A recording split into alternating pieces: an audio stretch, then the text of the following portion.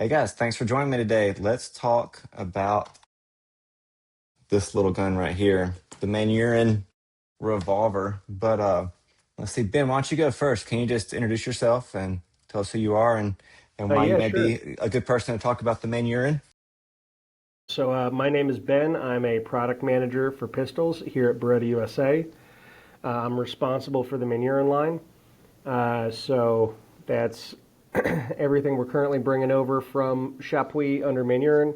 And I was actually just over there with Joe earlier this year, seeing the line, seeing how the guns are built, tested, and talking to the folks behind them. So, yeah. Okay. And I like the gun so much. I actually, when we had an internal sale on some that got ever so slightly damaged in transit, I put my money where my mouth is, and I mean, I own one of these guns personally. Great.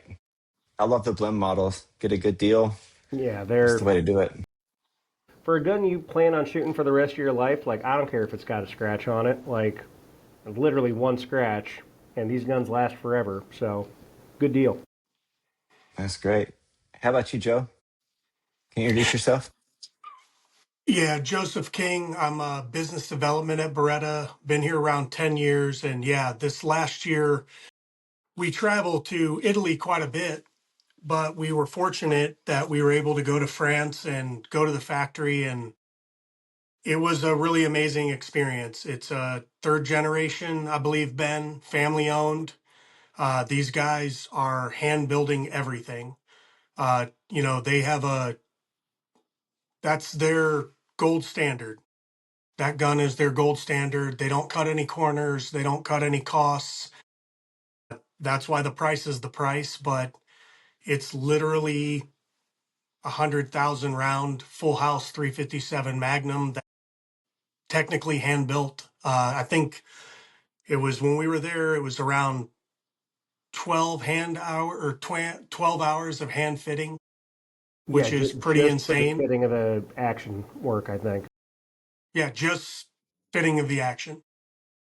Man, well, that's what I wanted to cover today because I don't know very much at all about the Manurhin, and so I'm excited to talk to you guys. If there's anybody I could call and say, "Hey, I want to learn more about this gun," I feel like you guys are the people.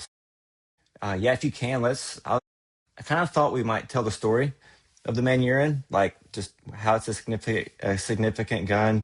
You know, the round count it's supposed to be able to hold up to, and just what all are you getting for the price? So let's just jump in. I want to hear more about your guys' trip, and if you can, let's just start with the beginning with the Manurhin. Well, when I became responsible for Manure, and of course when we were going over to visit, I did a little bit of research into the history of the gun so I can brush up.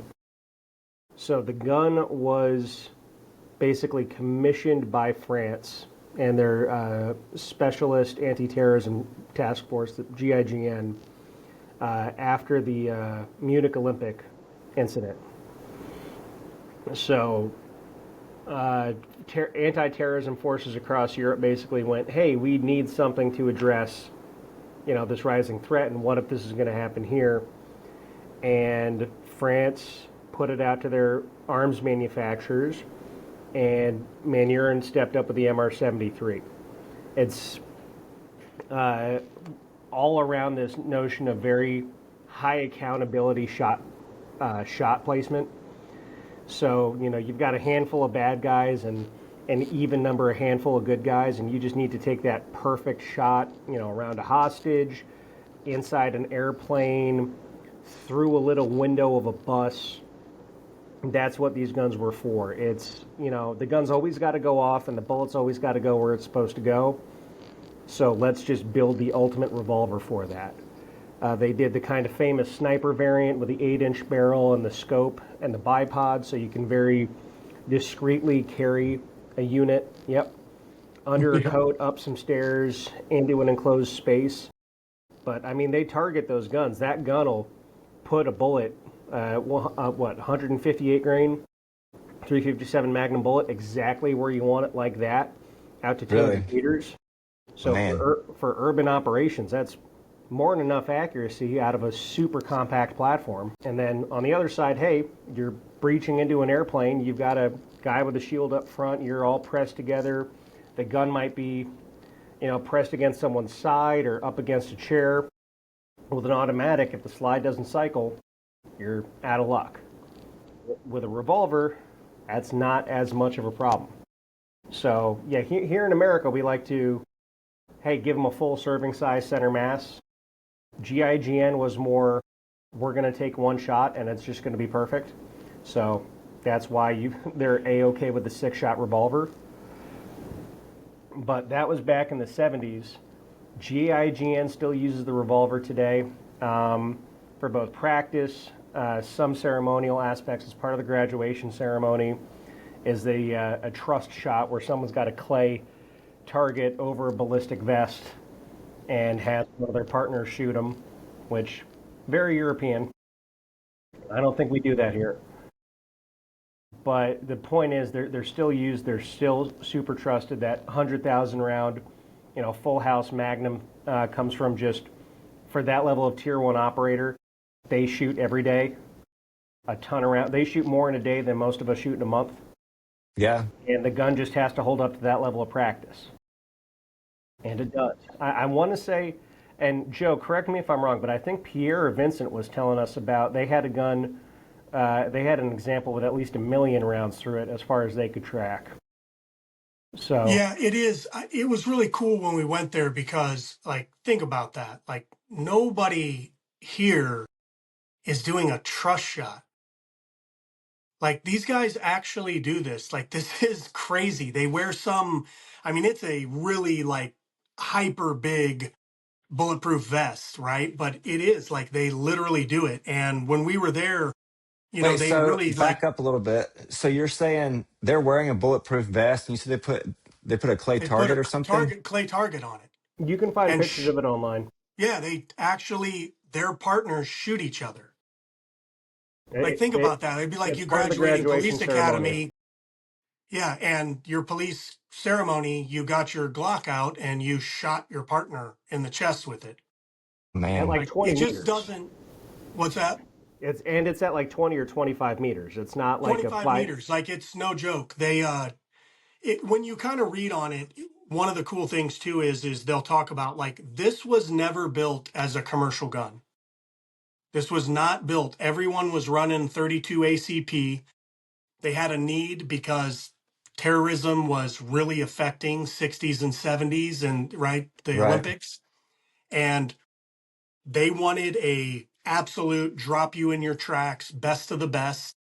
And they built this gun, and they built it for GIGN and Raid, which is, if you really research, France is France, but the GIGN are very, very expertise in, counterterrorism and hostage rescue. Like, they are top tier unit. So it's just a really cool thing that we were able to bring these guns in again, and they're just very few and far between. I mean, what did they say their max number a year that they could make is, Ben? I think it was like Uh, right around 1,000 guns a year. Like, yeah, for the these are global not mass market. produced guns. This is not coming out of a Right. factory. We have videos, and I'll definitely get some of those to you, where we went in there and there's 12 people in a room hand building these guns. Like, And also, these are people who've been doing it for decades. yeah, these Before are you can craftsmen. touch the action work on a gun, you need to be an apprentice there for I think it was 3 or 4 years. Well, I've got So one it's like, here. Actually, I pulled a few of them out, but I have one, and I've got one of the 8-inch models you were talking about, and it looks like I have a 3-inch model. So I just grabbed 3 of them for us to look at. They're pretty reflective, so it's catching some of the light in here. But when you say working on the act, like, let's talk me through what it looks like to build a gun like so this. the guns, the parts come in to the factory in France. You've got the forge, or you got the forging for the receiver. They don't do the forging in house. They've got a forging house for that. You're talking about But this it's part right here, right? Yeah, so it's an Okay. ordnance grade steel that's forged, traditionally, and comes in as like that stamped blank. The barrels come in as cold hammer forged rifled blanks. I think right now they're coming from Lothar Walther. We are going to be transitioning those over to coming from Beretta, Italy. We We do very good cold hammer forged blanks as well. Just mentioned that But before. Lothar Walther are also some of the best in the world. Yeah. And then the rest of the components either come in, again, either forged from steel or they come in as billet ordnance grade steel. And then just about everything is machined in house. Yeah, the grips are molded at Trausch. The springs, I think, also come in from a vendor. But all the trigger, the hammer, all the small internal parts, the frame, the cylinder, the barrel, everything is machined from either forgings or billet in house. There's no MIM, there's no casting, none of that. Everything is machined. They machine just about everything a few thou over so that they can then hand fit it together for a perfect fit. So none of this is just assembly line off the machine into the next thing. Parts are either machined together in a single operation, so they're basically mated by the machine, or they're machined just a hair over so that when the whole gun is then assembled by the master craftsman, that they're then fit and finished so that those two parts are mated for life, basically. I mean, you can't buy this gun. There's not a gun like this made in the US right now unless Unfortunately. it's, a 1911 style, but it's still not to this level. I mean, this comes from, I'll butcher the name, which is a shame, but it's like Albert and Duval. It's like they're famous. This is the same place that made the steel for the Eiffel Tower. Like that's the place we're talking. Like where they buy the steel from is ordnance grade steel that they've been buying from forever. Like this, because this is a third generation company also. It was one of the reasons Beretta did not want them, to go away because of the craftsmanship and because of what it was. It's why Yeah. they stepped in and they really wanted to, keep that as part of the heritage of Europe because of this craftsmanship. But I mean, it's the real deal. You look at the bluing on it, you feel the lockup of the cylinder. This is a hand built gun. And like we said, this was never, really set up as a commercial gun. Now we're able to pull, a few of them every year and bring them to the US. So we're going to do that because people need to like know what this gun is and what it was designed for and like the real Yeah, craftsmanship that was in it. there's about, give or take, about 500 mixed between all the SKUs coming into the U.S. a year. So this is still a very limited availability product. It's never going to be. I mean, I just dug into the ATF data from the last couple of years.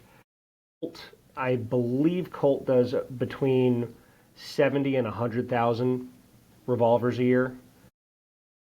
Smith and Wesson between 38 and 357. I mean, I think they're pushing close to, I forget if it was 150 or 200,000. Like even someone like Kimber, they're still doing thousands, like 5,000 plus revolvers a Right. year. Of the revolvers. Yeah. Yeah. So I mean, our number. I think we've even got less of these guns coming in a year than Korth does. So That's what I was going to compare. I was kind of wondering, if you're going to talk about high end revolvers, those are the first two, the Manurhin and the Korth are kind of the two that come to mind for me, anyways. yeah, and I'm not gonna. I've got nothing bad to say about their product. Yeah. But I love the MR73. I'm more of a traditionalist, and I'm also a big Smith and Wesson revolver guy. This is basically a K-frame done the old way and then beefed up in the right ways. Yeah. So it looks timeless and it'll last forever. So like I like to say about this gun, it's one of those really rare things where it's both a heritage piece but also a serious shooter's gun.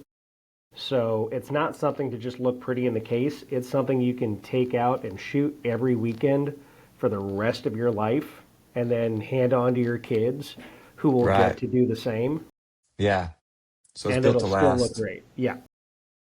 Well, so I have a couple questions. I've had people call and ask me questions about these, and I just didn't know the answer. So if we can, I was going to ask you guys some of the stuff, and if you don't know the answers, we'll just edit it out. How about Yep. that? But so on the box, it talks about the different models. So it's got match, sport, and GEND. And so somebody had called and was asking about, the G model versus the sport and the match. When I pulled them out, they all looked a little different. But is that something we could talk about? Is maybe the Yeah. difference in the different models So that you guys have? GND, and I'm gonna butcher the pronunciation on this because French is one of the languages that I do not speak. But GEND is for gendarmerie. It's basically the French police. Okay. So think of the GEND as the police model.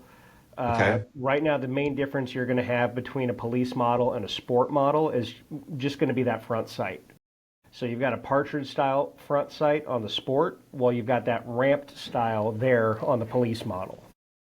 Okay. So I see. one might be a little bit better for target shooting with the sport, and then the police model is going to be a little bit quicker, clearer in leather coming out of a Okay. holster by not having that front hook. So that's the sport right there. You're saying that could get caught on if you're trying to draw fast or something. It has potential Yeah, it's a to get traditional caught. partridge style target front sight. It's a great front sight. I just used it at Revolver Fest on my 5-inch sport. But yeah, if you're going for quick draw, obviously a ramped front that's not going to catch on something coming out is just, finer point difference for how you want to shoot this. Is it going to be a target shooting gun, or is it something you're going to try to run bill drills with? And then on the match model, did it have like more of a square base right So here on that's the? I don't think we're bringing in any of the match guns to the U.S. right now. Okay. But so you're thinking about the heavy barrel. So that's the five and three I know I had quarters. seen. Yeah, so that's going to be the 5 3/4 inch sport heavy barrel gun. Yeah, it's got a more squared off profile for the underlug to add a little bit of weight. And then it's also Okay. drilled and tapped underneath for barrel weights, which we do offer. To if you want to add Okay. even more weight to the front of the gun for the balance or recoil or whatever you want. All right. That makes sense. Is there any other difference in the features that we need to cover? I guess there's barrel length, Not, right? yeah, it's going to be barrel length. So I believe the police model right now is only available in a 3-inch and a 4-inch, while the sport goes the full gamut from 3, 4, 5 1/4, 5 3/4 heavy barrel, 6 and 8. It's almost like I practiced that. I used that one before. So yeah, I see it right here. There's a lot of different barrels. And then is it only 357 in the U.S. right Yeah. now, or do y'all bring Right in? now in the U.S., yeah, we're only doing 357. They do make a match 32 over in France. However, that's a single action only gun for bullseye shooting, which is not as big here as it is over there, which is why we don't bring it in. It's an interesting model conceptually, and I love what 32 is doing in the revolver world right now. Don't get me wrong, but it's not like we can order a 32 police 3-inch gun. That's you're going to get a sport like 6-inch single action only gun, which for the U.S. market, I don't really think is a play right now. I got you. And so are all of these double action, single action Yeah, right now? Okay. everything that Beretta USA is bringing into the U.S., yes. I've They're, heard. they're all DASA. They've all got that adjustable overstop on the trigger. They've got the adjustable weight, and I think it might also be adjustable pre-travel. No, it's rebound weight. There's rebound weight, pull weight, and then overstop travel are all adjustable via set screw. So that's like the reset. The rebound rate is the Yeah, yeah, going going back, forward. yep. Okay. Okay. Learn something new every day. So I've heard Joe talk about some of the stories, some of the big events, big world events that these guns have been involved in. And I don't know the whole story. I would try to tell it myself. But are there any? You said that the GIGN and Raid were using them. Is there times when there's been terrorist attacks or been things that have happened where they've used these firearms? Any interesting stories? Well, Joe's going to be the best guy for that. I basically know the story from hearing Joe say it. They so there's a saying that they have, and it's if you're going to trust a revolver on a hostage rescue entry, you must train with Magnum ammunition, right? So that was the thing. Is it was basically the last combat revolver. It was used in a terrorist incident that I believe went down in Algeria. That was a French airliner, and they made a movie about it. You can look it up. It's called La Assault.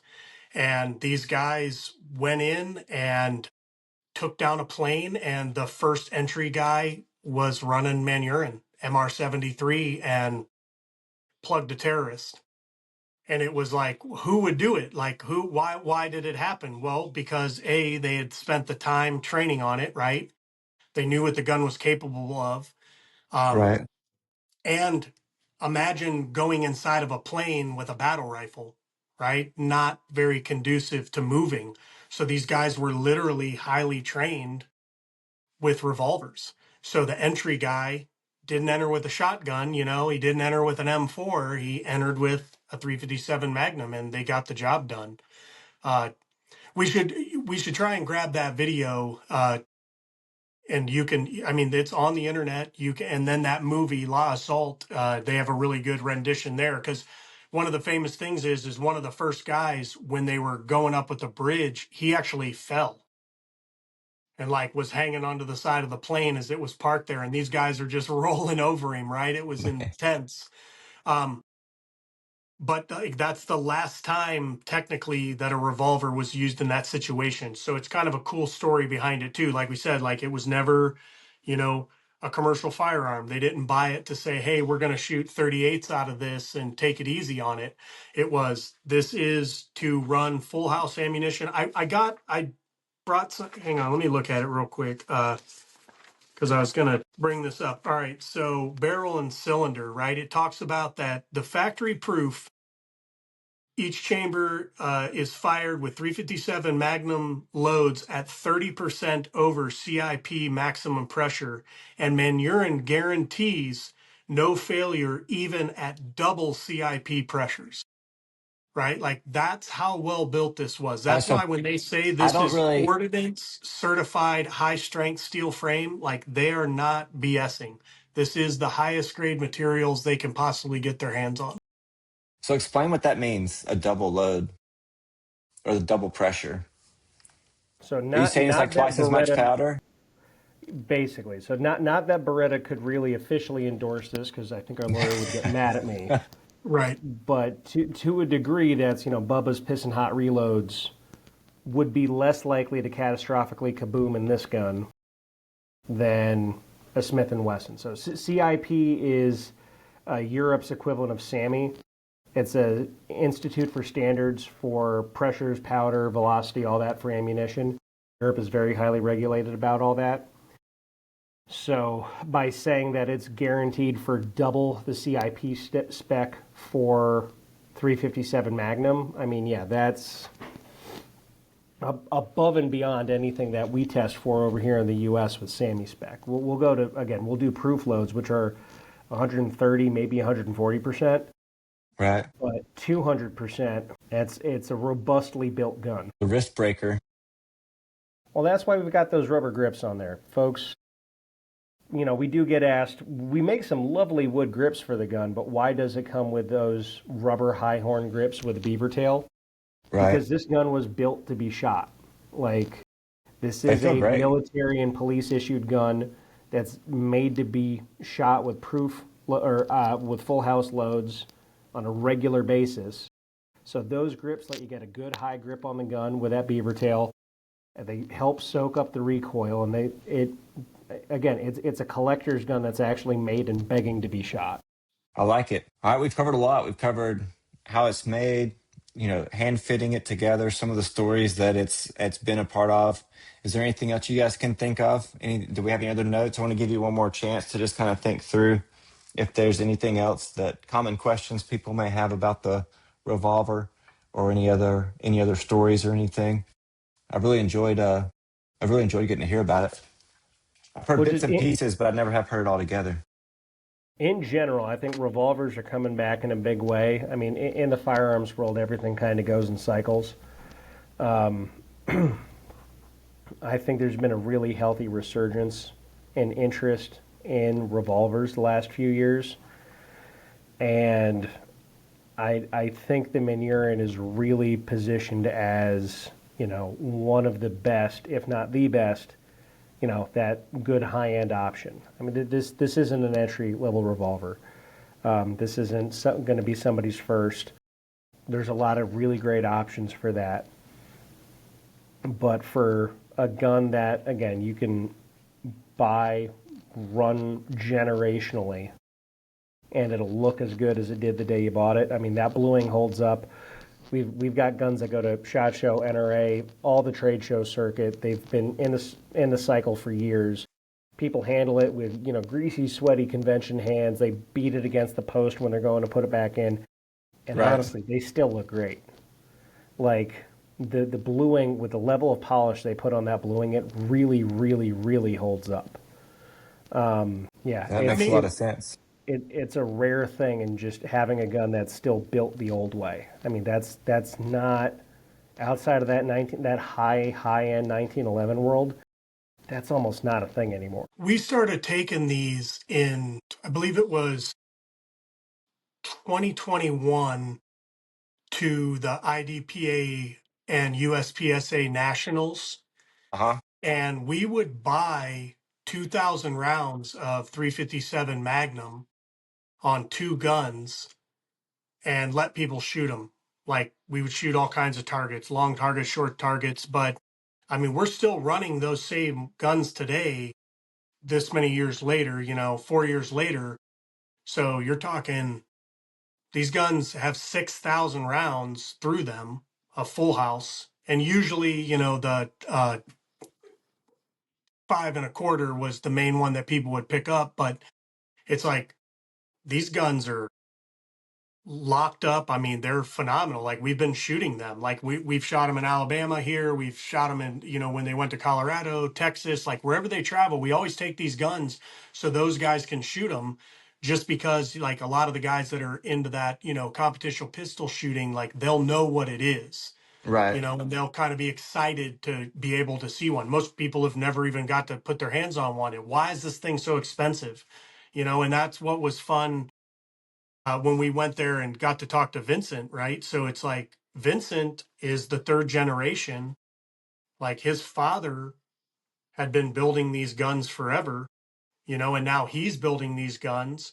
And it was funny because we were even talking to him about like the wood. And I was going to add this in, Ben, like whether it's the wood that goes on their rifles, their shotguns, their pistols, whatever it is, this guy for the last 30 years has hand selected it all. Like, one guy who owns this company. Like, this guy knows how to build every single part or piece at the factory. Does Vincent not know how to build everything there? He knows how to run every machine. Like, this guy, his level of knowledge and craftsmanship, and that he's the owner, just kind of blew me away. That's why we were excited to get these. And, they're going to trickle in. We're not going to have a bunch of them. They are very expensive. But like Ben said, like, they don't want you to buy this and put it on a shelf. They want you to buy this and literally shoot it and try and break it. It's not going to happen. Um, they build a great product. It's one of the last like hand built, highest quality thing you can get your hands on. Rolexes are not completely hand built anymore, right? Nothing's hand built anymore. This gun is hand built. It's really a cool thing to get to experience. And we got to go there and see it. And it was just fun, and when that gun leaves that factory, I mean, I think they shoot 100 rounds through them before it leaves and clean it. Something crazy, right? Like, they're just Well, they downstairs do. shooting these. Yeah, they shoot. Every single gun gets proofed, and they do all the test shooting with the cylinder unfinished, so you Yes. don't get any wear marks Right. going around on the Okay. cylinder. Interesting. So you'll go into the testing room, and all the guns are blued with a silver cylinder. They proof every cylinder, and then they will do point of aim, impact testing to make sure that it meets the shooter's standards. And the guy who's shooting the guns down there, again, he's been doing this for 20 years. He knows these things inside out, front and back. There is not an inexperienced person on that production line. No. Honestly, as an employee of Beretta, I'm actually really proud of what Beretta is kind of doing, preserving these heritage and family manufacturers. Like, we're not just buying a nameplate and slapping it onto another automated factory somewhere. This is a small factory in a small village in central France, Saint-Étienne. They've been doing guns forever. The only other manufacturer in that valley actually just closed. because it's, being a gun maker in France maybe is not the easiest thing in the world. But with Chapuis, who is the parent company for Manurhin, Vincent, like Joe said, Vincent Chapuis, third generation. And these are generational employees. Beretta came in and said, "This is awesome. We want you guys to keep doing what you're doing. We're going to help you get access to the global market," which is where Beretta USA comes in. And we're going to, what do you guys need to keep doing what you're doing and do it better? We'll update the machines a little bit. We'll, update the surface finishing plant a little bit. But how can we keep this heritage alive and going the way it's going without ruining any of the character, which is crucial? And it's been very, very cool to help be part of that story. And then one other thing I wanted to touch on, compatibility with holsters and speed loaders, because that's important for a gun that you want to actually shoot, right? As I said, I just ran this gun as part of the training cycle over at Revolver Fest. This was about a month ago. It was 3 days of training, great instructors, great time. If there are any Revolver fans, Revolver Roundup is absolutely terrific. Revolver Fest over on the East Coast, also a great time. I was running a Galco K-frame holster for my 5-inch sport gun. It fit perfectly. I know Galco is also doing a new holster specifically for the MR73 because the owner's got a 4-inch that he absolutely loves. So he's having to make a holster so he can have it for himself. Yeah. But the K-frame holsters work great too, and just the standard Smith pattern 6-shot speed loaders worked great in my gun. So, But that's a good question to answer for sure. And that's, Joe, what you touched on is when I was Googling, top questions for the gun. And that was what everybody was asking is, why is it so expensive? And so I think you guys have done a really good job explaining, the effort and the machining and the cost of the goods that go into it. It's just all top quality. And that's a lot of time for somebody to spend just on the action, what you were talking about, just putting the gun together. That's good to know. And you can tell when you're holding it. It feels different than a lot of the other revolvers that you put in your hand. So that makes I'll a lot of get you sense. some of the little videos that I took. I mean, it was amazing. These guys are, and girls. There were several women that were working there too that have been there forever. And I mean, they're opening and closing these and they're literally touching. They know exactly what's going on with the gun. So, it was funny, like when Ben said earlier, like when they had those ones that were damaged in shipping, it was funny because everyone was excited. Like, think about, like, that's the funny, like, everyone was pumped up because a bunch of guys were like, I'm going to try and buy one, right? Because they Yeah. got damaged, which it was a complete bummer that happened. But it was just funny because, like, people were jumping through hoops to try and get their hands on them. I well, think and Ben snaked the first one, but well, yeah, I was keeping an eye on that. I got it real quick, and then someone else who won't go named on this found it, and we had a lot less available after that. But I had not budgeted for that. But these guns normally are not available to employees. These fall under our premium gun category, so we really restrict availability of these internally. So yeah, when, like Joe said, as soon as they went up, I was like, oh, I'm never going to get another chance to buy this gun. We got really good pricing. We got, a little bit below wholesale as an employee price, but That's great. and it was like, oh my God, add to cart. Like, I would have been happy with wholesale because we never get to buy these, period. Right. And my cosmetic blemish was a little L imprint on it that couldn't have been more than a millimeter or two big. And again, I took mine out to a training cycle. It was coming in and out of a holster and getting shot hard. Like, I don't care about a scratch on my personal gun. I don't care about a scratch on it because I Oh bought it yeah. to shoot it. I'm the same way. No, that's great. Well, guys, thanks for taking some time today. I appreciate you guys going over the revolver and giving us some of the details. Answered a lot of the questions that I had about it. And so thank you for your time. Yeah, no, awesome. Thank you for Yeah, having us. thank you. Hey, I do have a couple of questions. I thought we might try to do some that might work for some shorts, just on like different Yeah, topics. So, Joe, before you've talked about the Beretta logo and what it means, yes. but I don't remember what you said. The logo is we have it's Daramboka, which was one of the original mottos or the original motto for Beretta. And it was, there's several different like translations of how it was, but it was basically that you were shooting straight and shooting true, right? So remember when Beretta first started in 1526, they were making cannon barrels, right? They were making like heavier equipment.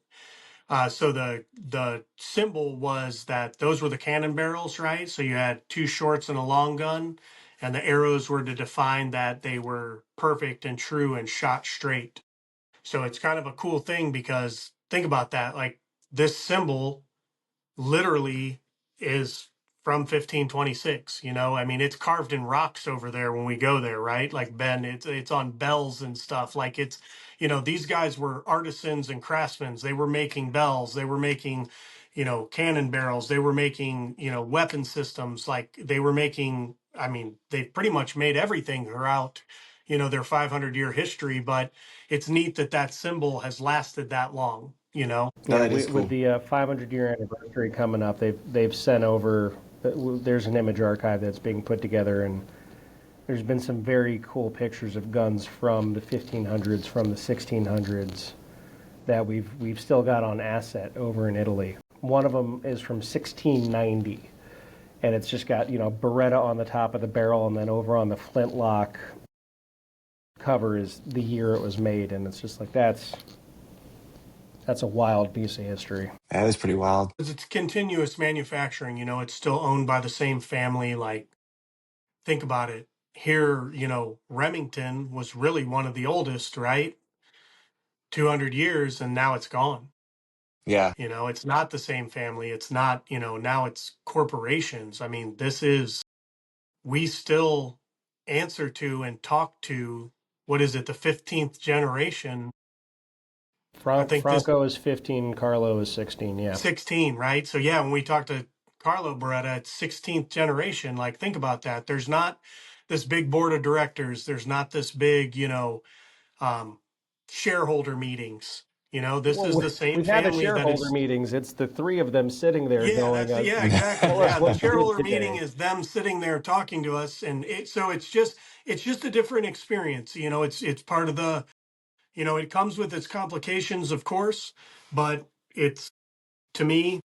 I've been a Beretta fan since I was a kid, and it's what my grandfather carried when I was little, and it's just a cool thing that it's lasted this long, and now, we get to work there. It's a really cool experience, and it's a cool company, and they have all kinds of heritage. Our core competency is shotguns.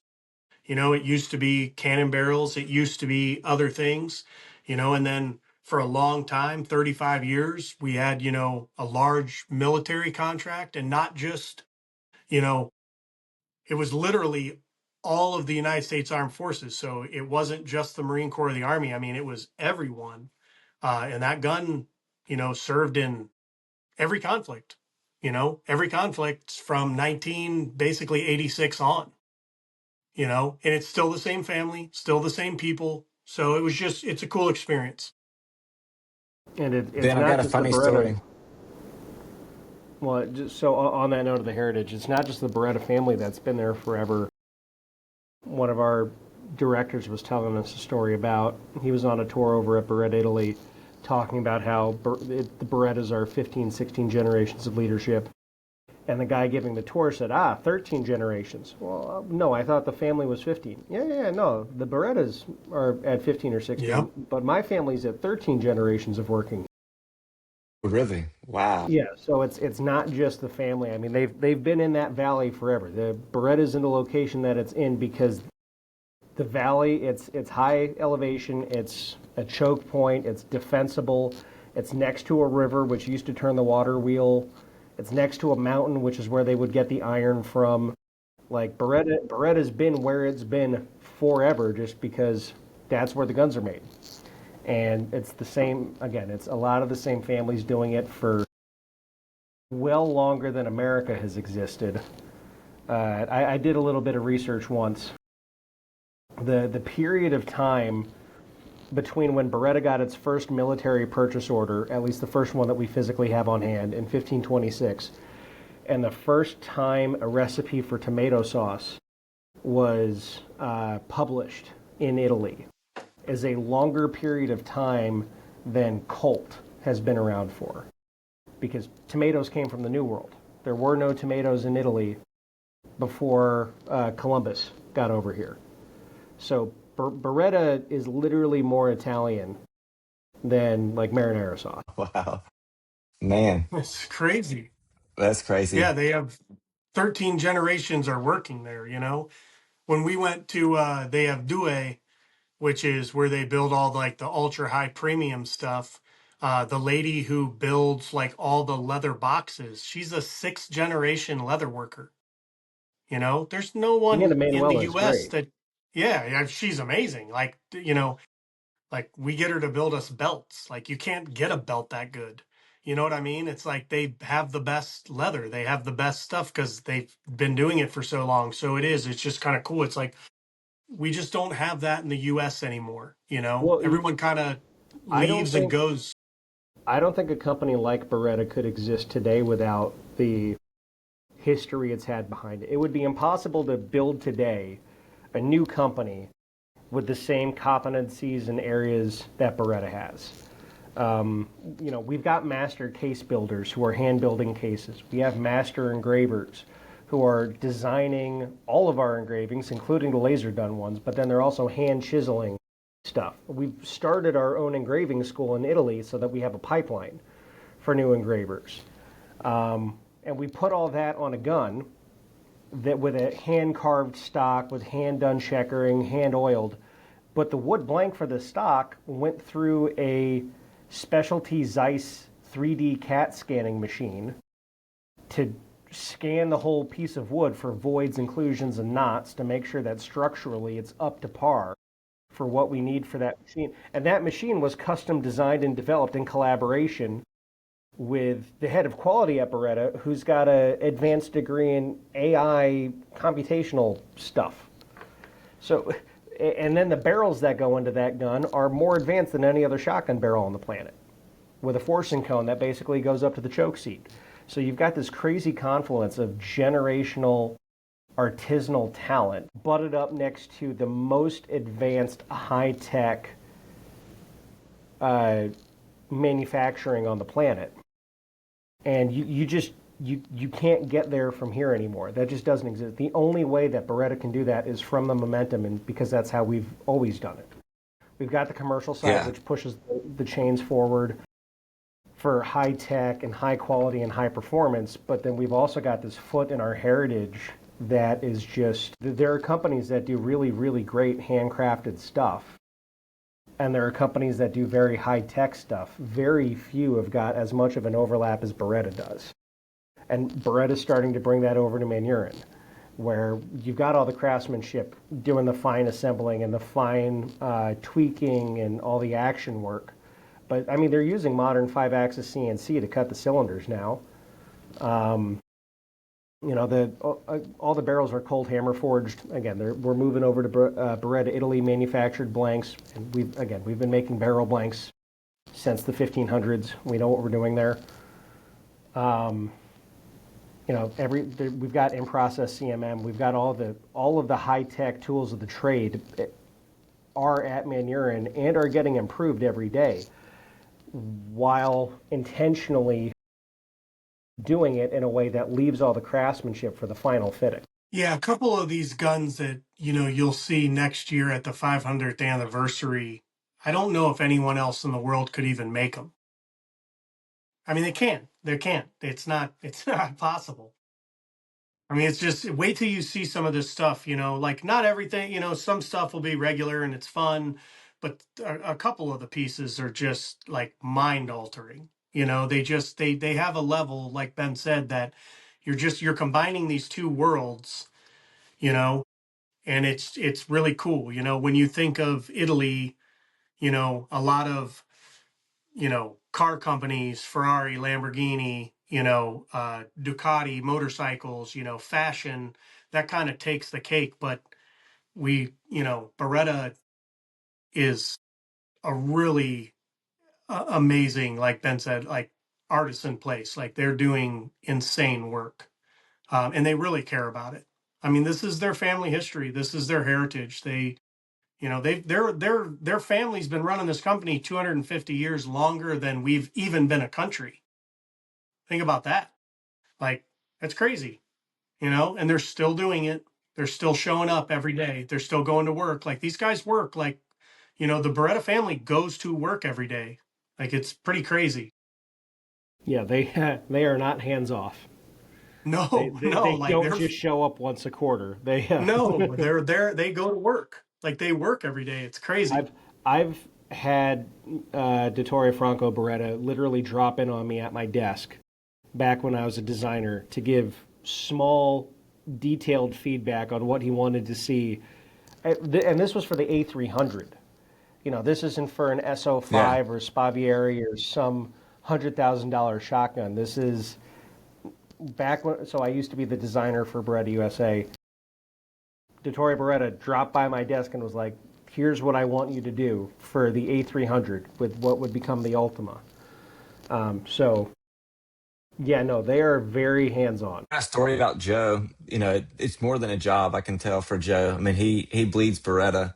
He was hunting up north, and he just harvested his game, and he's out of breath. He's been dragging his animal, and he comes out. He's got his phone out, and there's snow everywhere, and he's in the middle of the woods with nobody around, and he's just Beretta.